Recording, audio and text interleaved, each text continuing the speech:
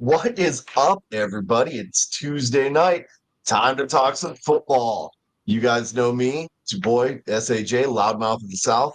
I'm coming to you live tonight from Rally's Burger Studios. That was the competition to the burger place that I worked at when I was in high school, which was Puffin Billy's, right? Puffin Billy's had the train theme. Rally's had the whole race car theme. There literally were the same burgers and fries and everything. But, whatever you got to do to make some money, right? Right. What's up, everybody? I am BD. Today, I'm going to be coming at you from the Foley Studios, good old Foley's department store. Uh, yeah, that's all I have to say about that.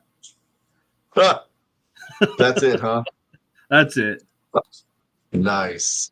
I'm trying to share the social media, so you'll have to forgive me. Uh, Definitely want to give out to shout out to our friend Saul Rock Cardenas and the end zone helmet painting. Right, I keep showing this. I'm hoping that you guys are saving up your pennies for Christmas so that you can hit him up and get you some quality merchandise, not just the. In fact, here, let me show you the logo. Right, you see it right there, the end zone helmet painting. Right. Uh, Not just helmets, right? But they do mini helmets. I've got our Horns Forward podcast one. I've shown our Texans talking football one. Saul Rock and Company, they'll put just about anything on just about anything, right? So if you need any kind of work done, make sure you hit these guys up, man, because they do solid work.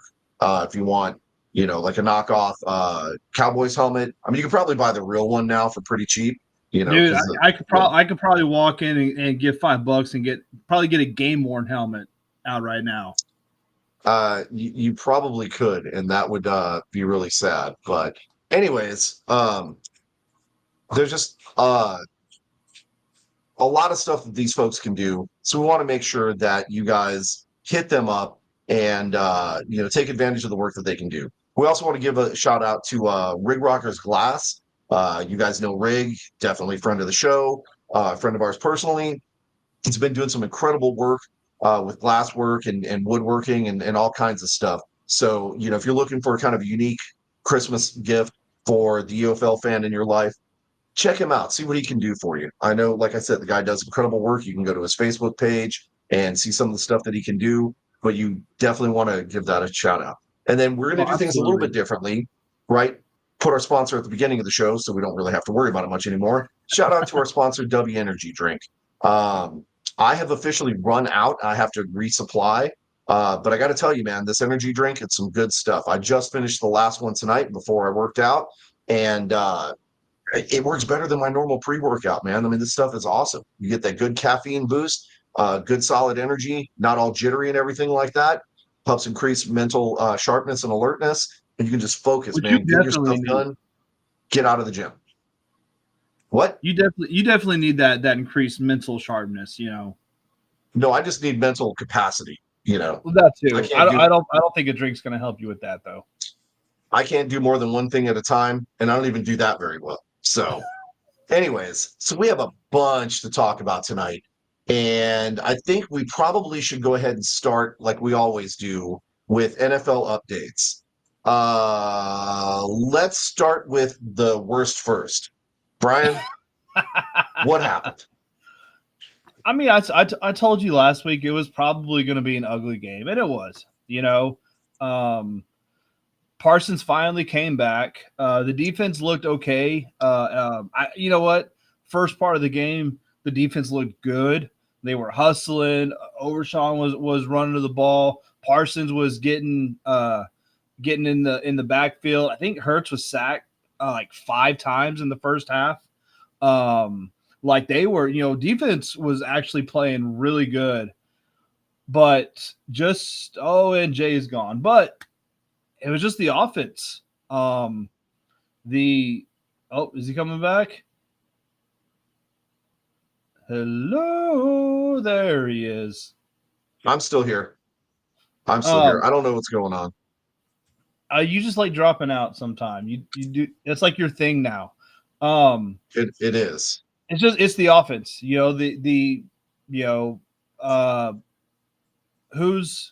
Cooper Rush couldn't really move the offense. Trey Lance came in. he came in, ran a couple packages where he was running read option stuff, and then Rush came back in, and then they proceeded to do nothing. And so, oh, hey, let's bring Trey Lance in. And then he threw an interception. And then, it was just, I think the Cowboys ended up with 5 turnovers, which, is really bad when you have 6 points and 5 turnovers, um, that's pathetic. And, you had Ferguson fumbling the ball, which he's usually very sure-handed. Rush was throwing picks, fumbling. Trey Lance threw an interception. It was just Zeke fumbled, and I think Zeke fumbled. It was inside the 5-yard line. It was one of those real turnovers that really really hurt because you're down there. But yeah, and eventually, like I said, the defense played great in the first half, but you can only do so much without your offense kind of getting your back. So, Philly just kind of kept grinding, kept pounding, and eventually put up. It ended up being 34-6. Cowboys scored 6 points in the first half, 0 in the second. So it's just. It was not what we expected at all. I mean, we knew that there was going to be a little bit of a struggle, but that bad, plus it being a divisional game, I mean, it was just messy. I mean, Cooper Rush went 13 to 23, 45 yards. So Cooper Rush did not throw a pick. I thought he did, but who fumbled? Yeah. Everybody. So Lance threw a interception. I guess Rush had a fumble. Must have been what I was thinking. Yeah. It was bad. Just across the board. And then the Eagles, of course, they showed up to play. You knew Jalen Hurts was going to try and have himself a day, and he definitely came to play some football, man. I mean, it was not pretty at all, right? You definitely have who fumbled this one? Cooper Rush fumbled. Yeah. Cooper Rush had 2, Zeke had 1, and Ferguson had 1. Parsons forced a fumble. So the Cowboys got a pick and they got 1 fumble recovery. So like I said, the defense was there, and they ended up having 2, 4. Yeah, so they ended up having 5 sacks. They had 5 sacks in the first half, 0 in the second. So by that time, I mean, it was just, the offense wasn't doing crap, and the defense was probably just wore out. And so they weren't rushing like they were in the first half, because, I mean, what's the point? Yeah, I mean, you're not wrong. And I mean, it was rough across the board to see. Not that they stood a great chance with your boy Rush, but to see him go out there and struggle as badly as he did, the fumbles and credit to Dallas's defense, man. They showed up and they tried. They forced some fumbles. They did get a pick. They were definitely trying to put the pressure on Philadelphia, but when you have a defense that's literally doing all the work and offense can't even, get 6 on the board, there's no way you're going to have a chance winning a game like that. It's just impossible. So, I mean, we all know the struggles, the obvious struggles that the run game has had all season.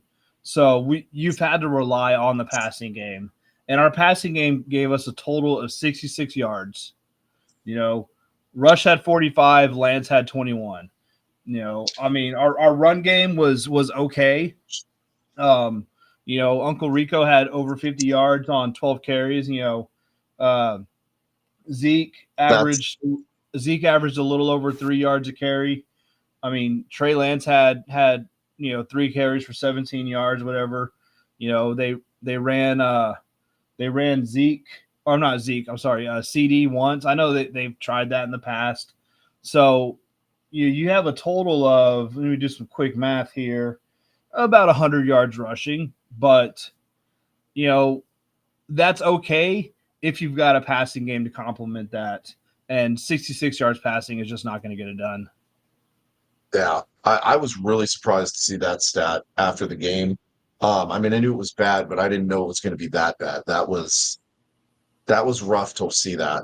I mean, it really was. So, while we're getting ready to transition to talk about the Texans and then kind of everything else that's going on around in the league, BD, I got to ask you: is this the writing on the wall?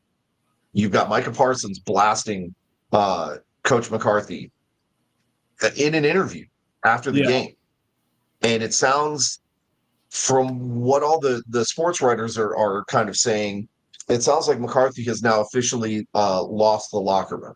Is that the case? And is this going to be essentially the the beginning of the end? Like, does he even make it through the rest of the season? I don't think he does. I mean, you see me. I think after the last few Cowboys losses, you've seen me post on our page. Has McCarthy been fired yet? Um, after, and it's not just that we're losing. It's just we're losing so bad. Um, at home, we haven't won a single game at home. Um, and just getting blown out to to the 49ers, to the Lions, to the Falcons, now the Eagles. And it's just I'm surprised that McCarthy's still there. I'm surprised that he was there a couple weeks ago. Um, we're playing the Texans this week. You know, uh, maybe losing that one will be the final one. As far as Coach Prime be coaching the Cowboys, I don't know about that. I I think that's just a lot of wishful thinking and a lot of the Colorado hype. God, not Zimmer. Um, I just Listen, I you know listen, you're what not getting. you bring in Al Harris. Let him be the interim coach. He'll definitely it may not win the games, but he'll light a fire under the ass of the players. Yep, So but that's if I was to pick from any of the coaching staff to be the interim coach, that's who I would pick. yeah, and I love the enthusiasm about everything that's going on with prime time. He's not going to leave Colorado because he hasn't really. I mean, he's made them bowl eligible, if I remember correctly. Um, but he hasn't done what he said he was going to do yet. He hasn't proven everything, so he's not going anywhere. And Secondly, I I don't think his I don't kids. think he's NFL coach material just yet. He's still relatively new into coaching. And Right. so I don't think he's ready. I don't think he's ready for that. He let him hone his skills in Colorado for a few more years and Mhm. see what he does with that. Well, and he needs to be able to take a team that. I mean, he literally took pretty much most of his team from his junior college to Colorado, right? And he's got his son starring as the quarterback there.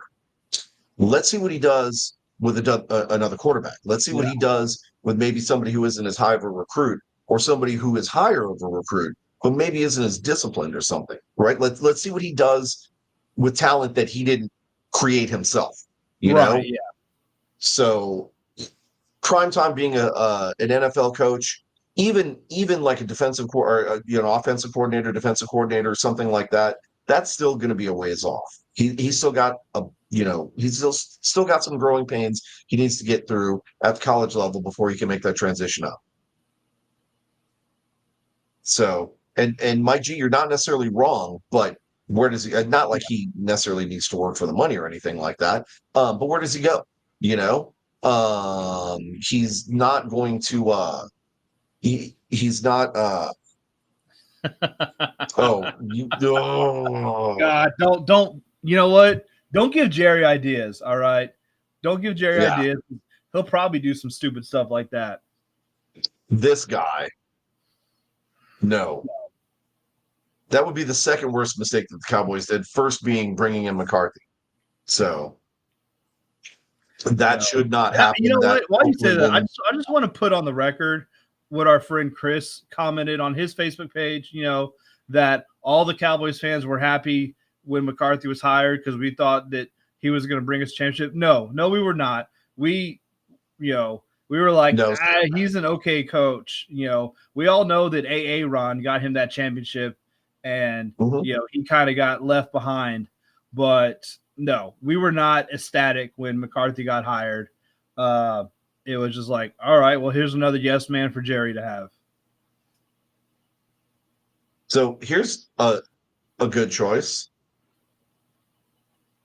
right? Get the guy from the Yeah. Vikings. That would not be necessarily a bad choice. Uh, it's somebody who has experience, who's going to be a little bit more aggressive, who's going to get the locker room whipped into shape a little bit better. Uh, I mean, honestly, you remember the movie Waterboy, right? Where Henry Winkler was on the sidelines reading, Football for Dummies. That's that same look I see in McCarthy's eyes when he's trying to coach the team, and it's like, how, man? Like, how? How Yeah. did you get here?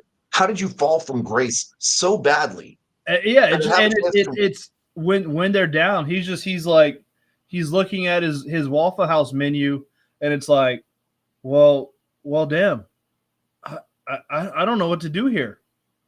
It just lost. So you can't hear that, can you? no, Okay. So our friend Jesse sent me a video, mock draft and different picks that they're making. And they're saying the Saints trading a fourth round pick for Prescott. Oh man, yeah, I'll have to share this video to our page so everybody else can see it.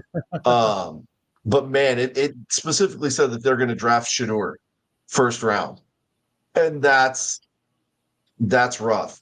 And Ed, no, he's not with the Packers, so he's not with the good guys. I'm sorry. So you guys are definitely rolling right now. You're kicking names and taking butts, but you're not. You're an expansion team, bro. You're an expansion team. Remember that. Anyways, speaking of expansion teams, let's talk about like the 15th iteration of football in Houston. yeah, Okay. Uh, that was a game. it Did you was. watch this? I did. I watched the whole game.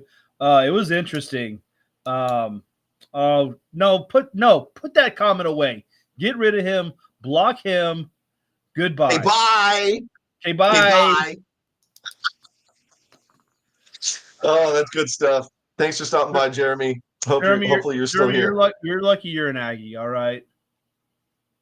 Ouch. So mean. That's the only But redeeming quality you've got. Aggies and Brahmas. That's it. he's got some more. I His don't know his about that. his choice in NFL teams is a little bit suspect, but we still love him. Yeah.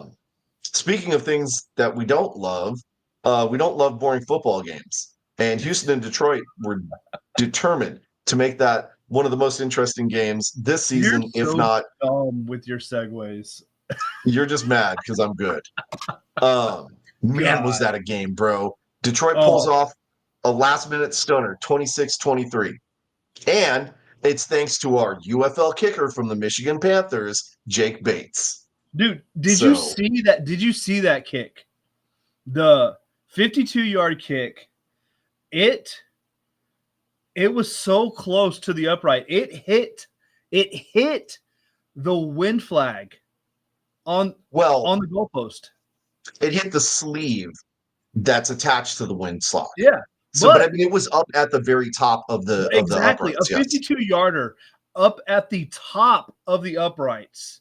Mm-hmm. Dude, that thing would have been good from freaking 70 probably. I don't know.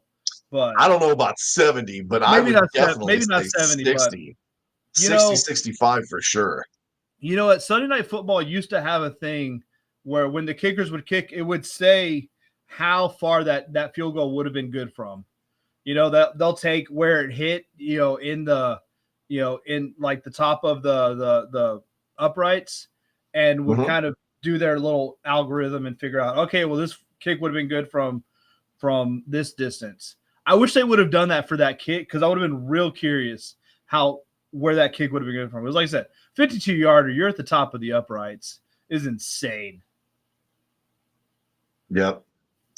And so Royce is already jumping on Big Daddy Ed for jinxing the Vikings. Man, I'm going to be honest. Even as biased as I am as a Packers fan, they're in. I don't see any scenario as long as they keep winning. And it doesn't look like they exactly that. See right there it is. Lock it in. I'm putting that on my title belt. But no, Ed and Royce are right, man. As long as they keep going on the trajectory that they're on, and it's going to be a nasty battle, right? Once they get into the playoffs. I mean, heck, even the Packers still have a chance, and it's like 74% chance of them making the playoffs, at least as a wild You're card. only one game behind Minnesota, so Yeah, the NFL right now is actually, back so to where right it now, belongs. y'all would be in the playoffs in the final seed right now. So Yeah, as a wild card, but and it would be messy. But let's keep talking about this Detroit and Houston game, man. Houston started out pretty strong, 10-0 in the first quarter. Looked like they were going to keep the momentum rolling when they went into the half. They were up 23-7 at the half, yeah, and CJ Stroud was doing all right, but Jared Goff, man, not to be beaten, he decided to put the afterburners on, and he wound up 15-30, which is odd to me. Jared Goff, of all people, I mean, Texans defense is not a slouch, right? no, But to but wind up dude, 15 to 30, he had 5 interceptions this game. He had more right. interceptions this game than he's had all season. So Mm-hmm. but apparently Almost, Detroit can have 5 turnovers and still win the game. What the hell, Cowboys? What the hell? well, Jake Bates, right? But that's no discredit to Aubrey. Yeah, we got Aubrey, so 6 points, all from your kicker. yeah. That's all. The only points you got was from your kicker, So right? we only got close. We only got close enough to kick field goals twice because you cross over the 50-yard line. The Cowboys, you're in Aubrey's territory. So Yep. So, anyways, yeah, the Houston wound up blowing it in the second half, and with let a the Viking or let goose egg in the second half. Who yeah. does that other than the Cowboys? Apparently Houston now, because Maybe apparently that's becoming it's the Texas team's thing. it's a Texas tradition in the NFL, I guess. But some great stats, man. Laporta went 3 receptions, 66 yards, and a touchdown. Like it was 3 for 6, man. Uh Amon Ra, 6 of 8 for 60 and a touchdown. Like it wasn't like uh you know, they weren't trying. Um, I needed some more Detroit, points out of St. Brown though. He didn't do good enough. that's true. And we'll get to that. We'll get to that. But Mixon was only, I mean, he was held to 46 yards. That's insane. Yeah. Um, and Schultz, 3 of 66. He was targeted 4 times. I mean, these are good numbers. They would march down the field and just you know, couldn't punch it in.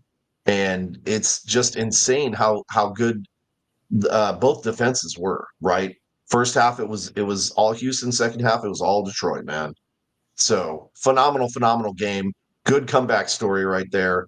But Detroit moves on to 8-1, and Texans move on to 6-4, which is weird because they were on such a tear to begin with. Yeah. Um, I think they've Packers, dropped their last 3 or something, right? yeah, it was. I'd have to go back and confirm that, but I think so. At least the last 2 for sure. Um, Meanwhile, our friends up north, I'm sorry. They've last 2. Yeah, last 2. I'm sorry. yeah, our friends up north, I guess they forgot that they were playing football, right? The Vikings played the Jags, and it's a very interesting story, right? Um, no offense from Minnesota at all, okay, except for one John Parker Romo, That's right. professional kicker from the San Antonio Brahmas. He scored all 12 4 of the for points. 4. Mm-hmm. And But the other thing that surprises me is this is the Jags, and they're playing Minnesota, who is 6-2 at the time. Jags were 2-7, And and they they gave them and a they run were for their money. without old Sunshine too. So Yes, Golden Boy, right? So shout out to Brahma Babe. Her team actually gave one of the biggest contenders a run for their money. Now, I think had they not had John Parker Romo, we might be having a little bit different conversation right now, right? Um, but they activated him this last week, put him in, and he dropped 3 in the first quarter, 3 in the second quarter, and 6 in the fourth. I'm sorry, 3 in the third quarter, and then 6 in the fourth. So 4 for 4. I'm trying to see if I can see what his longest kick was. Longest was 45 yards. yeah, 45. Yeah, And Sam I mean, Darnold, three interceptions. yep, So you're not wrong. I mean, 24, 38, 241, that's impressive. What doesn't help though is the 0 touchdowns and the 3 interceptions. yeah, So, but again, you guys have John Parker Romo. So you've got a chance, right?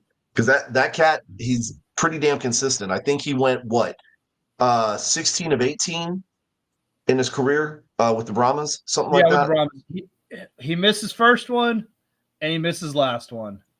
Everything Yeah, else was good. horrible bookends there. But Yeah, so, anyways, Minnesota moves on. They are now 7-2, right on the heels of Detroit, who's 8-1. Packers. I think we tied with the bye this week, so I think we're okay there. yeah, Um, but who knows how long that's going to last? 6-3. Love is still. I have not heard any updates, but he did injure his MCL, so he may or may not be ready to go this next week. We'll just have to wait and see. Uh, very Oh, surprised Ed, that the Jay really wants one. Just FYI, Christmas is coming up. no He really wants one. Ed. I love you to death, man. I'll hang out with you, drink a beer anytime, especially when we're in St. Louis. But I am not wearing Vikings colors. You know that. All right. I'm a diehard True Blue Packers fan. I don't care who it is that comes from our team. If they're not going to the Packers, I'm not wearing their gear. Sorry, man. Sorry. I was a Packers He's fan lying. before anything He's else. he's, he's lying, Ed. Don't He's just No, sir. trying to impress his team.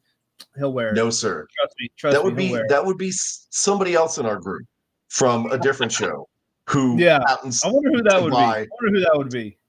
He buys Detroit gear, and then um he buys Vikings gear, Vikings and gear, then and then he's where's gonna be buying some Arlington gear? Browns gear. Yeah. Oh, and he Yeah. wears Arlington gear at one of Yep. our events. So you guys know who we're talking about. Anyways, so some really interesting stuff that happened in the professional football. Got to get this shot in. The Cardinals and little baby Kyler Murray stomped on Aaron. Loved it. Loved it. So, I don't want to yeah, talk got about some it, Jay. comeuppance there. I don't want to Huh? talk about that stupid game. Why did you lose points on that one? Yes, yeah, because I had Aaron as my quarterback, and I thought he'd have a decent game. No, one freaking point from him. No. No. The only way the story works out that way, Brian, is if Aaron gets traded to Minnesota next year and then has comeback story of the year like Burt Favre did. Okay, which is never going to happen. Never going to happen. You Okay. done messed up, Aaron. Sportscasters are already talking about how he needs to hang it up and just walk away. Yeah. He's. I mean, unless Well, he can so figure it you know out, what? man. I was gonna send this to you. I don't think that I did. So Please don't. it's little meme that I came across. So my mom asked me if I did the dishes. I yelled Aaron Rodgers. She smiled. She knew they were washed. Wow, that's pretty good. I like that. I like that. Okay, so this next week, obviously, we got some for us. We've got a really important game coming up. It's Packers at the Bears in Soldier Field. That's a divisional game. That's one of the oldest rivalries in the NFL. And Bears are sitting at 4-5, so it's not exactly like they're complete slouches, but they are definitely suffering this year. So that is a must win for Green Bay. They absolutely have to dig in and get this game figured out. Now, we do have a backup QB just in case. So we should be okay at QB, but we got to start figuring it out, man. We got to start locking that defense down. And keep in mind, we traded away one of our better defensive players for like a 4th-round pick, man. Like that was the worst. Like we sold a Lamborghini at a Hugo price. I don't get it. I just don't get it. Anyways, Vikings, of course, have a cakewalk against the Titans.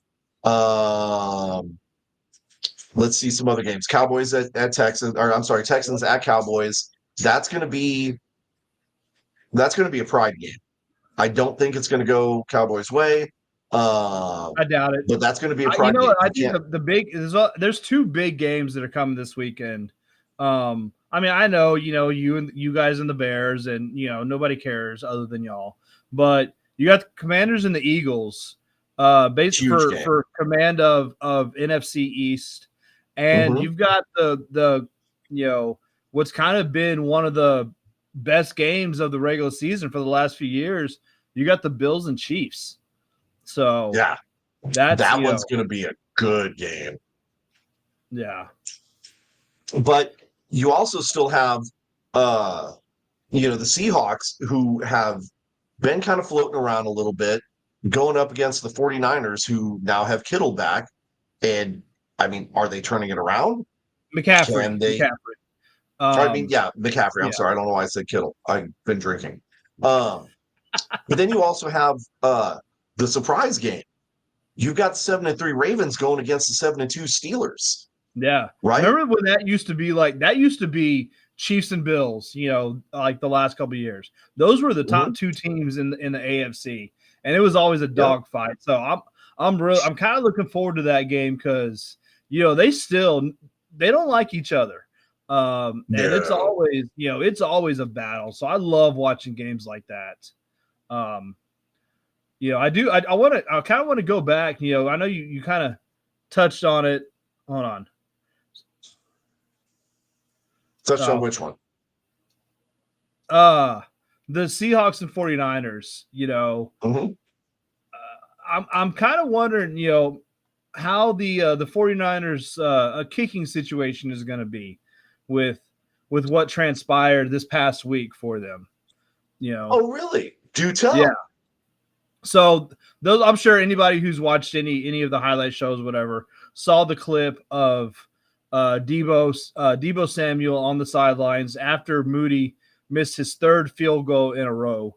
You didn't really see the first part of it, but you saw Samuel and the long snapper kind of getting each other's face, and then Samuel kind of pushed him away with his hand against his neck, and then kind of got his hand knocked off and a glancing blow at Moody off to the side. I guess the coach was asked about it, and he was like, it's not really a big deal. It was just football players being football players. He said he thought that the long snapper overreacted. So what had happened was, as Moody was coming off the field, Samuel basically went up to him and yelled at him to lock it in. Hey, get focused, lock it in, whatever. And the long snapper took offense to it, felt like, Samuel was kind of coming after his kicker. Went over to defend him, and that's where kind of the TV cameras picked it up. I understand the frustration that Samuel probably had. I'm sure if it was my kicker that did that, as a fan, I would probably want to do the same thing. I might want to strangle him, but it's one thing to have words on the sideline, to kind of get in your faces, have an argument. That's the passion that we love about football. I think it's something completely different when you're putting your hands on a teammate. I think that takes it to another level. And I think as a coach, Shanahan, he should maybe not suspend Samuel because he is kind of like their only receiver, but he should definitely be fined for that because that's the kind of thing that you shouldn't have on your sidelines if you're a coach that has control of your team. So Yeah, I mean, I definitely don't disagree. Um, I That's a tough situation. I mean, you know, arguably your best receiver, who's losing his cool with another player. Um, I don't know if which I'd what we necessarily we bench see him. we see that all the time. We see we see players arguing and fighting and getting into it on the sidelines all the time. Like, and that's part of football. But it's when you start putting your hands on your teammate that's it just takes it to a whole Yeah, other level. right. I will say, if I was the coach, I know there'd be a couple of people running extra laps until they puked, right? But that's just me. I mean, I'm kind of old school discipline like that. Yeah. But yeah, something definitely needs to be done. There needs to be some intervention there before things get out of hand. If not, that's coach who's going to lose the locker room, and it's going to get And messy. they interviewed it. He said he wasn't going to bring it up at all, and then he saw it on a lot of the sports shows and stuff like that. So then he felt like he had to address it. But he said he's not going to find anybody or do anything, which I think that's a mistake. I think definitely that warranted at the very least a fine. I don't disagree, and it may not be done yet. You know, we may still see something come out of it, uh, but we got to wait and see what happens. Now, speaking of waiting to see what happens, we don't really have to wait and see what happens much with college football because the playoff scenario is coming along pretty nice. We pretty much knew that Texas was going to win against Florida, but I thought it was going to be a little bit closer than that. Kind of surprised they actually pulled that off with as big of a lead as they did. How did your Fighting Aggies do this week? We had a bye week, so we won that. Actually, you know what? I take that back. I think we ended up losing the bye week because somehow with two teams in the top 10 losing this week, we somehow dropped a spot in the college playoff rankings from 14th to 15th. So apparently we lost the bye week. I don't even know how you do that, man. But there was a lot of good college games. Miami, number 4 Miami went down to Georgia Tech. Uh, Georgia got demolished by Ole Miss. Ole Um, Miss. Ole Miss. That was a fun game. And, I don't know if you saw it or if you were watching any of it or looking at our Horns Forward chat because me and Jackie were watching the game. But, the fans were getting ready to rush the field, which, they were trying to tell the fans not to, but you're not going to tell, you're not going to tell a freaking college team not to rush the field at a big win like that. And then they rushed Absolutely the not. field when there was still like 10 seconds left in the game, and they had to be another snap. So they had to get all of the fans off of the field, do that final snap, and then they rushed it again. So I kind of made the joke in our chat, I wonder if they're going to get fined twice for rushing the field twice. And what do you know? They got fined twice. They got fined $100,000 for the fans rushing the first time, $250,000 for them rushing the second time, for a grand total of $350,000 fine for the fans rushing the field. Well, it is what it is, man. You know what? Um, Whatever. You know what? I mean, the Whatever. colleges, it's nothing to them. So Right. Colorado got another win, and it was against Tech. And you saw how upset Primetime got with the tortillas being thrown on the field. I thought that was no, I missed that. hilarious. Oh yeah, I yeah. didn't see it. I'm gonna have to go back and watch that. He got quite a bit bent out of shape, and he made some comments, I believe, even after the game in the presser afterwards about how disrespectful the Texas Tech fans were. It's just tortillas, man. Relax, dude. So, anyways, yeah, the playoff scenario is definitely tightening up. Not necessarily a whole bunch to talk about with the big teams, but I do think it's kind of worth talking about that let's see. UTSA obviously had the bye, so I think they might have pulled that off. They're going to be playing North Texas this weekend, which is going to be a huge game because it's a military appreciation game. Um, Plus, I mean, this is, I mean, they've only got 3 games left. So if they're going Yeah. to turn it around, dude, they got to turn it around. Look at this right here, right here, right. Tortillas are a safety hazard. You know what? They're a So, safety hazard for my stomach. for your cholesterol level, maybe Yeah. that's about it. Anyways, so yeah, UTSA has North Texas this weekend. That's going to be a big game. Our friends up in San Marcos, they played LA Monroe and they won 38-17. Pretty solid game.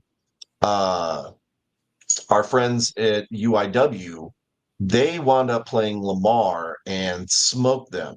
So now we're going to be going to Stephen F. Austin and then East Texas A&M are the last 2 games. At this level, they're definitely, I mean, they're going to be making their conference championship. And who knows what happens from there, right? Maybe even potentially a bowl game. I don't know exactly how the D2 schools work.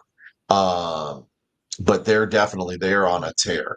They only had 2 losses this season so far. So one other thing, and we don't talk about them nearly enough, and so I want to issue a public apology to Coach Tom, who is an avid fan of the show, contributor several times. We just can't get him pinned down to actually show up. Um, but we need to talk about Texas Lutheran University, and specifically because his son Josh Walker happens to play as center for the team. Um, he's played 4 years now, I believe, and every year has won, if not at least been nominated for offensive player of the the all team whatever. I forget exactly what they call it. But this kid is an awesome, incredible center, and so I want to make sure that we give shout out to him. That's Joshua Walker, Texas Lutheran University. If you see him, he's like humongous man child. Um, but they have been on a tear. They are currently 8-1 overall. Four wins at home, 4-1 on the road. Conference play, they are 7-1. So Texas Lutheran is absolutely out there just tearing it up. They're definitely going to go on to some kind of final game, whatever. Um, and Joshua Walker is definitely going to wind up on the all D2 whatever honors list, whatever they call it. Uh, Maybe might do some things after his college career. I mean, But this is also go the ahead. college career, it ends, and then right after that, you've got a little something that we like to call spring football.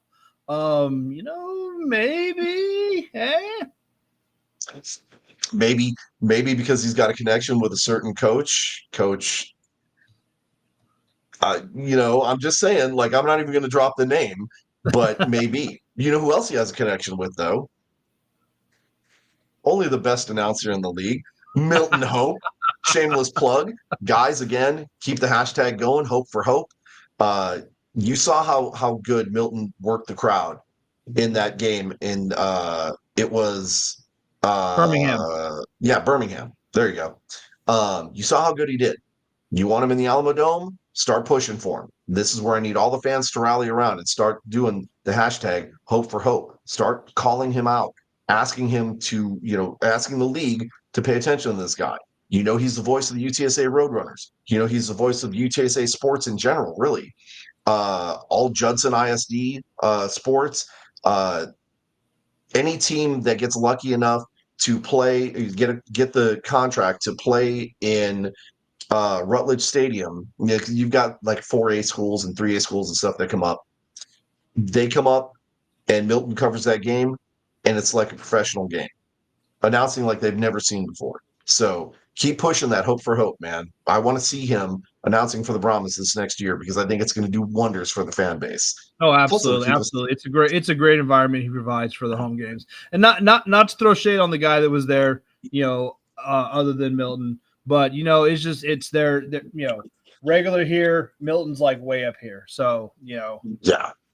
Yeah. One thing, In so all fairness, I looked up this little tortilla thing.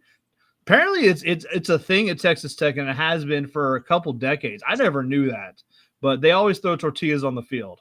Then I guess they started throwing like water bottles and stuff like that. The coach had to get on the microphone and oh, uh, and tell them to stop. Um, but I guess they interviewed Deion Sanders after the game, and his comment was, "They throwing everything but my mama at me." well, if she That's was in what the stands, they'd throw her too. it probably would too. But that kind of you've been seeing that a lot this year, and it was.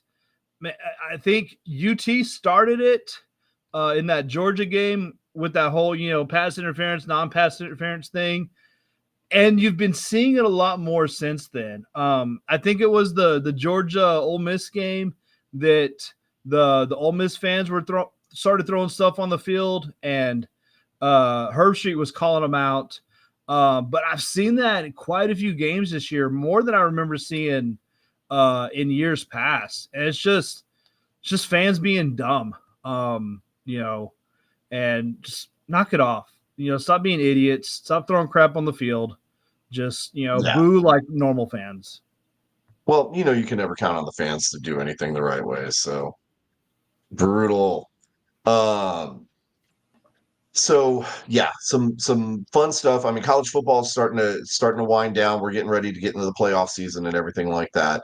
We only Um, have 3 weeks left, so mhm. Yep. um, so what? I think. Well, I say 3 weeks.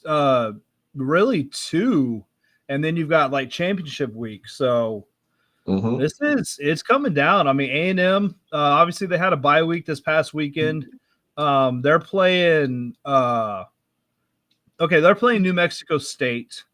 Um, it should be an easy win, but that's one of those you don't want to look past. And then next week they've got Auburn, and then the following week they've got UT Thanksgiving week. So 3 more games Yeah. for the Aggies, and mainly I think most of college football, because the 4 weeks away from championship weekend. So Yep. nobody cares, So Mike. Nobody cares. I'd rather not go Irish actually. I'll stick with my Roadrunners. I, Um, I I only go Irish on St. Patrick's Day. So there you go. So we don't have a whole lot of updates on alternative football outside of the IFA obviously had a meet and greet yesterday. It looks like that went well. Obviously, we were not able to cover that because we had Horns Forward podcast to do last night. But it looks like Coach Mum had a great time hanging out with the fans that showed up and everything. And I'm excited. Fingers still crossed because we just don't know. We're not going to know until they actually kick off and play some games what's going to happen with that league. Uh, but I'm cautiously optimistic. Nobody cares about no Grey Cup, man. This is Texas.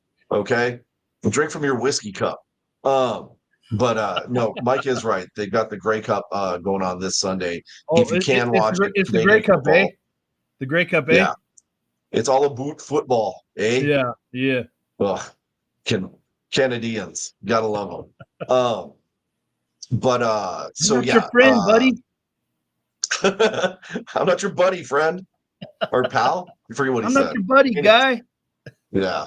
Uh, so yeah, you got the Grey Cup going on.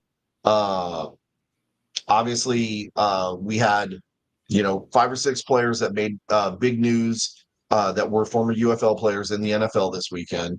Where we talked about John Parker Romo, we talked about Jake Bates. Who we didn't talk about is the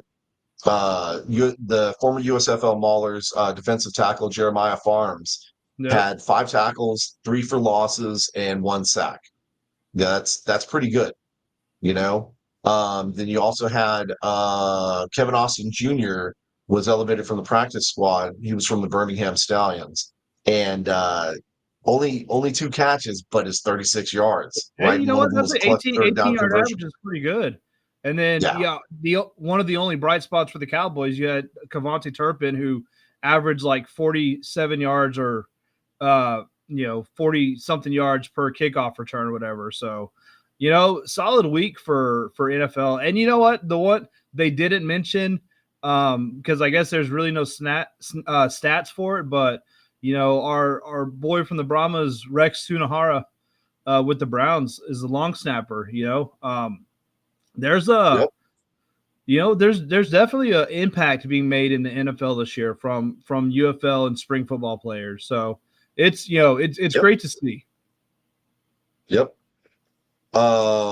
So this is going to be painful, but I think we probably ought to talk about fantasy football updates, I'm so right? done with fantasy football. How did you do this week?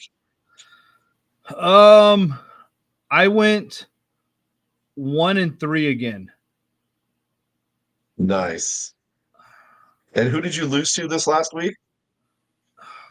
Freaking Brahma Bulletin, because and I lost by 1 point because one uh stupid Nico Collins decided, after like, yeah, I don't know, around like 5 o'clock, he wasn't going to play in the Sunday night game after all the afternoon games had started. So I couldn't, bench him and put another player in. There were no other players that were playing the other game, so I had to run without a receiver. And freaking Aaron, one stupid point I lost in our other league, and yeah, oh god. And Yep. same that one too. That one too, I lost by like 1 point. So Yeah. So ridiculous. I All right, it was yeah, ridiculous. I wound up going 2 for 3. Um, in my league with Coach Tom, I wound up losing to our little buddy Zach, 140 to 116. That was kind of a painful one because I had him pinned. But then I had some players that just didn't even perform, like 2 points, right? So it just killed me in the long run.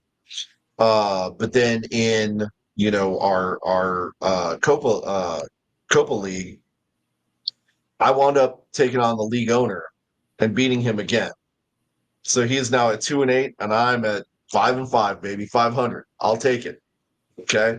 And then in our AFN league, I wound up playing Trey, and I beat him 156 to 118. So doing okay. You Yeah. know, these are all like rallying back. Kind of like if Chicago were to turn it around. I'm not going to make the playoffs, but I'm going to make a bunch of noise getting there, right? So I'll take what I get, right? But next week, like Mike says here, I'm gonna be whooping up on XFL Mike G, and you're gonna be playing Royce. Uh, so you're gonna have to do what you got to do to destroy him, which means get rid of Ron. Oh, Dump that fool. he's done. He's off the team. Okay. Um, we still don't have any news regarding the going back to arena real quick here. We still don't have any news about Corpus Christi Tritons, but it looks like there's maybe some rumblings that they may be getting back into the AIF, at least until they can, figure out what to do for the next year. Again, nothing is confirmed with that. It's just rumors and speculations right now, which we kind of hate spreading rumors and speculations. But we just want to see Corpus land somewhere. And this one I'm concerned about because there's so few teams in the AIF. They're going to wind up playing the other two teams Yeah. that are in that league 15 times, right? That's not going to be great for the fans. So hopefully they can inject some talent rather into the AIF, even if it's just whatever scrub teams or whatever, just to keep them going until they can get to a better league or whatever. Meanwhile, we hadn't really talked about it, but San Antonio Gunslingers, I know we'd had a couple of conversations with Mike G and Bobby Otten about what's going on with the Gunslingers when they brought in all those quarterbacks and Yeah. Castronova was still there. Well, we obviously saw what happened with that. Castronova went to another team. And so now we've got some fresh young talent at the quarterback position. and there will definitely be a quarterback battle trying to figure out who's going to be leading the charge there. Outside of that, there's not really a whole bunch going on. We do have two Texas teams in the NAL that we're going to be following. And that's the Amarillo Venom and Beaumont. God, I can't. Was it Beaumont? Yeah, Beaumont. I don't remember Okay, what the name is, but it was the Beaumont team. okay. So we're excited that we should start getting some news from that, and the way things have been going with the UFL, like we're kind of on a realistic schedule now. So I expect to start hearing some more rumblings here in the next month or so. I mean, we've You've got already got the road what the road games and home games are going to be. So Mhm. I agree. I would expect to see a schedule sometime in the near future. Mhm. So And I'm expecting it before they do the supplemental draft, which should be traditionally it was in December. So I'm expecting that, you know, maybe things are going to be quiet through Thanksgiving, but after Thanksgiving, then it's going to ramp up because 2 more months and the season's going to start, right? Well, yep, three probably. Um, into March but again. So yeah, and so you're going to start hearing more in the next couple of months. Things are going to really start kind of churning and burning. And I, for one, am personally excited about it. Over on the Horns Forward podcast, we've talked to a couple of different members of the coaching staff and just the business organization in general. That have they have a fire in their step. Let's just put it that way, yeah, right? There's unfinished business with the league, and they're not taking that lightly. So, coach is looking at the absolute best talent that he can find to fill the gaps that we had from last year, and the best talent to replace some of the players that we had that retired. And they're going to be coming out with a serious uh, willingness to win. I mean, I don't know what else to call it. I mean, they're mad, right? I mean, They're coming I back mean, with attitude. it's what we've been talking about. It last season was revenge season. This season is going to be payback season, and I think that Yep. the whole team feels that. They're Credit to you Tim know they're Brahmasita. they're angry. They're upset about the way the season ended. Mhm. They kind of want to get some payback on the rest of the league. So, and Yep. you can tell that they've got that fire and that just that want to come in, just come out swinging. Yep. Well, maybe if Chase Garbage didn't lay down on the championship game, might have had a little bit different Like story. I literally said lay what I said. down. I mean, I said what I said. homie's I don't making care. business decisions in the first quarter. So Yep. So, anyways, I think that pretty much covers uh look right here. Great question from Habo. Uh so to answer your question, Habo, and thank you for jumping in, by the way.